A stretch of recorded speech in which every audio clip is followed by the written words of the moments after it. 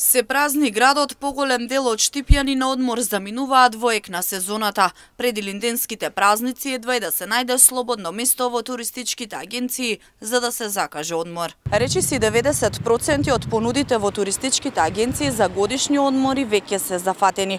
Граѓаните во ек на сезона и пред илинденските празници го закажале својот годишен одмор.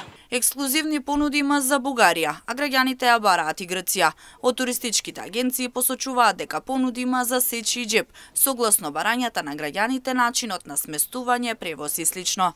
За соседна Бугарија, например, цените се движат од околу 250 до 270 евра од лице. Во моментот се наоѓаме во полнек на сезоната или во самиот шпиц на сезоната. Пред неколку дена започна и трае за време и на предстојните илинденски празници кои што ни следуваат и некаде до 15 август, така да капацитетите речиси се веќе исполнети повеќе од 90%.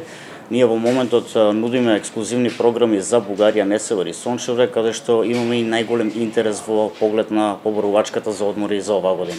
Да, па веќе полека, но сигурно се празни градот, така да имаме се поголем наплив на туристи, односно на луѓе кои што сакаат да заминат токму овој период, односно во шпицот на сезоната или во полнек на сезона, кога практично започнуваат и одморите на повеќето текстилни конфекции во градот Штип како што ги имаме, па сите заминуваат на некој си така наречен колективен одмор и затоа напливот е малку поголем во обичаен од другите термини од сезонот.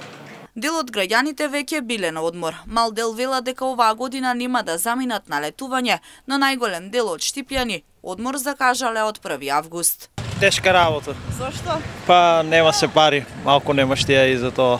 До години здрави и живи. Претходните години бевме Грција, Охрид, ама сега оваа година ќе прескокне. Да, бевме на одмор ние. Каде? Во Грција. Скапо ли е? Па средно.